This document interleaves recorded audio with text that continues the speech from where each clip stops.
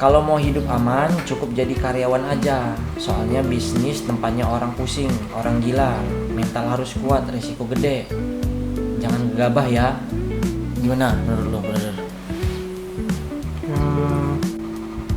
Ya jadi kalau misalkan kita lihat dari pertanyaan abang ini, itu tuh banyak kan yang bilang capek lah jadi karyawan, pengen jadi usaha aja gitu kan. Padahal kenyataannya mah menurut gua sama aja. Terserah lu mau jadi karyawan, kayak lu mau jadi pengusaha, kayak apapun dah gitu kan. Sama aja, semuanya juga mengeluarkan energi, waktu, stres, segala macem gitu kan. Kalau lo beneran kerja ya, kerja dalam konteks yang gue bilang ini adalah lo berusaha dengan maksudnya melakukan bisnis misalkan, tapi lo serius gitu kan, atau lo dapat kerjaan yang beneran intens, bukan yang banyak waktunya yang kosong, itu sama stresnya tingkat stresnya mungkin gue rasa sama-sama aja gitu. Cuma kan kalau misalkan jeleknya kalau misalkan lo berusaha melakukan bisnis itu, bahkan lo ketika waktu santai, ketika lo sudah sore malam gitu kan, waktunya udah istirahat, misalkan lo biasanya jadi karyawan, lo kalau misalkan melakukan bisnis itu lo masih ada harus yang lo urus gitu, lo mikirin untuk kedepannya, karena lo adalah orang yang menjalankan bisnis ini gitu kan, mikirin besok mau apa gitu kan. Dan itu selalu gitu loh. Kalau misalkan karyawan tuh yang masih di level rendah itu nggak terlalu berpikir untuk sejauh itu gitu kan, biasanya, nggak semuanya ya. Nah jadi menurut gue ya jangan gegabah gitu. Jadi lo harus berpikir ulang ketika lo mau melakukan itu gitu kan. Kalau misalkan lo mau kesana ya lo harus siap dengan konsekuensinya. Semisalkan pun lo gagal, ternyata melakukan bisnis lebih sulit ya daripada menjadi karyawan gitu kan. Jadilah balik lagi karyawan ya, itu juga nggak masalah gitu. Jadi kan yang penting lo udah tahu rasanya gimana gitu kan. Kalau itu ya gue ngomongin berdasarkan pengalaman sendiri aja sih kalau gitu. Tapi lo setuju nggak maksud gue dengan Setuju. yang dia bilang ini? Setuju. Gue setuju karena gue udah ngerasain itu sulit banget by the way. Itu lo harus berpikir fokus terus untuk bisnis lo tersebut dan lo nggak bakal bisa lepas. Kalau misalkan gue nggak tahu ya, kalau misalkan ada yang bilangnya bisnisnya pengen jalan sendiri aja gitu. Pernah gue denger yang bilang kayak gitu kan. Kayak gue rasa nggak ada yang kayak gitu. Kalau misalkan memang ini ada yang seperti itu ya sudah gitu kan. Kalau gue rasa gue belum nyampe level di situ. Gue masih ngejalanin hampir semuanya sendiri gitu kan. Gitu sih. Ya mungkin bukan hidup aman sih kalau kata gue. Kalau bahasanya hidup aman enggak aman gitu loh. Jadi kayak hidup aman cukup jadi karyawan sih enggak gitu loh. Karena karyawan lo itu beyond gitu loh, di suatu perusahaan orang, bisnis orang, dan lo hidup dibatasin gitu loh, ya kan? Dibatasin? Iya. Dibatasin karena gaji lo kan yang menentukan kan bos lo gitu. Jadi seumpama bos lo hanya ngasih uang bulan 3 juta, ya udah. Dan sedangkan lo hidup gitu mau gitu-gitu aja atau nggak ada keinginan yang lebih kepat, pasti ada. Jadi kalau menurut gua jadi karyawan hidup aman enggak gitu loh, karena malahan ya hidup kita lebih dibatasin gitu loh.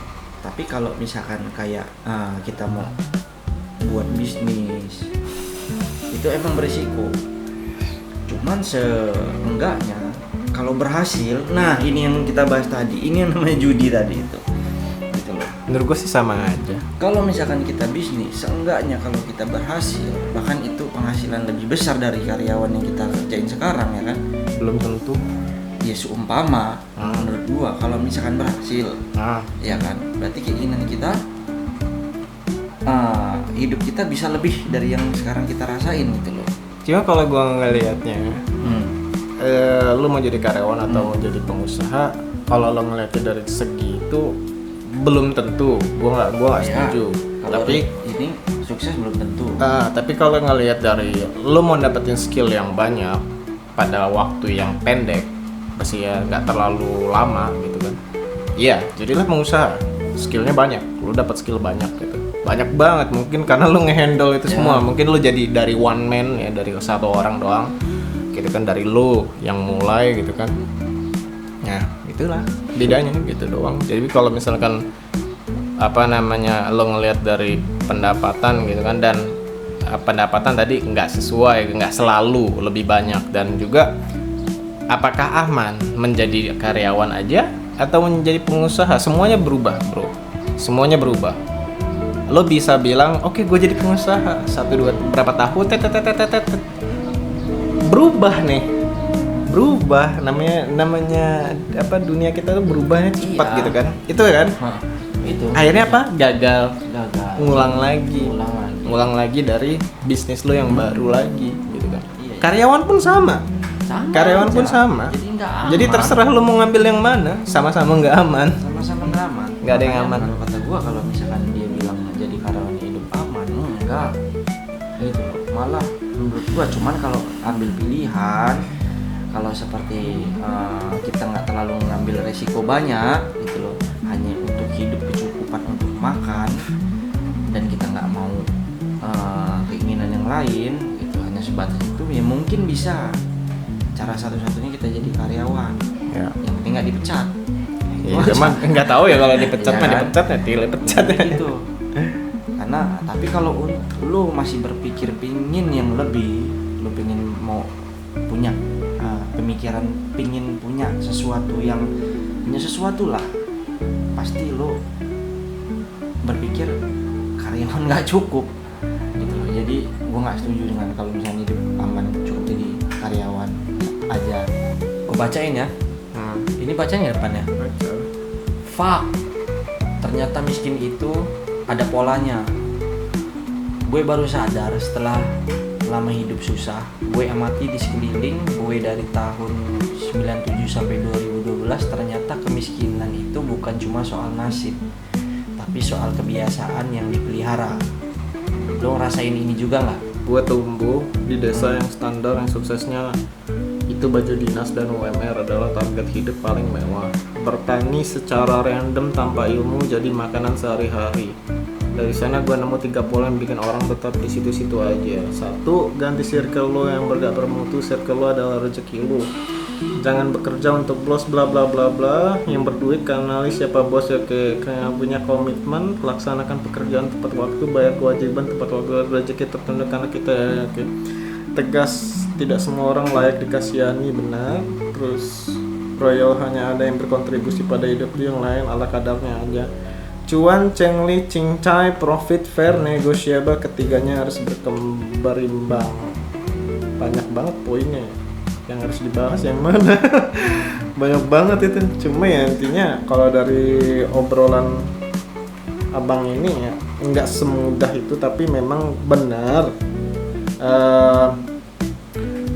Ada beberapa tempat, karena tempat itu pasti punya kepercayaan, punya kebiasaan yang apa, yang dianggap lumrah, umum, dan rata-rata gitu kan.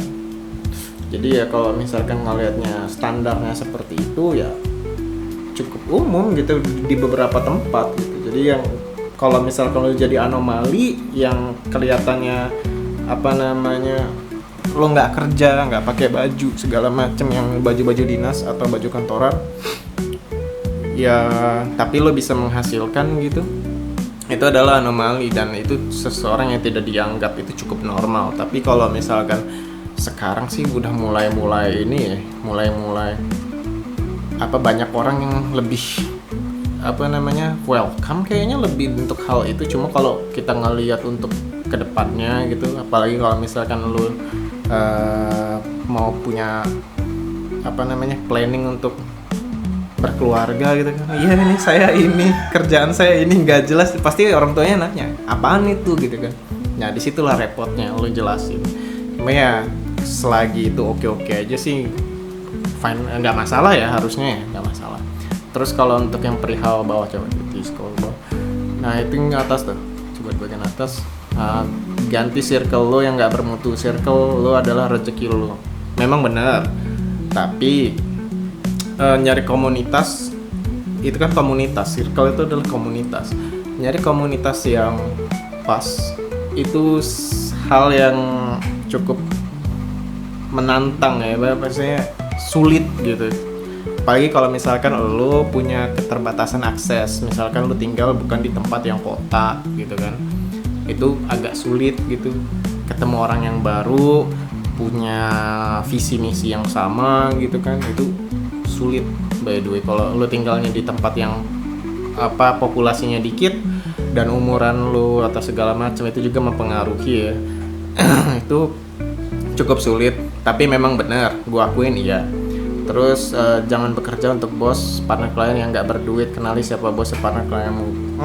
Nggak juga, karena kan berduit itu dalam artian nggak harus lo harus miliarder atau segala macam. Mungkin lo hanya punya puluhan juta atau ratusan juta. Misalkan lo sekarang kerja dengan beliau nih, bos lo gitu kan, selagi dia memenuhi tanggung jawab dia dan kita juga memenuhi tanggung jawab kita gitu, kewajiban dan tanggung jawabnya terpenuhi, saling terpenuhi, sebenarnya nggak masalah gitu kan, karena kan kita take and give ya, maksudnya memberikan dan menerima gitu kan, punya komitmen dan laksanakan pekerjaan tepat waktu ya kalau itu mah iya ya. Cuma gua rasa itu semua orang harusnya iya sih, cuma nggak semua orang, ada yang suka telat gitu kan, sengajain telat padahal dia ada duit gitu kan. Tegas, tidak semua orang harus dikasihani ya. Di sini kalau misalkan lo melakukan hal ini biasanya lo banyak musuh. Terus royal hanya pada orang yang berkontribusi pada hidup lo. Hampir mirip dengan yang nomor 4 by the way.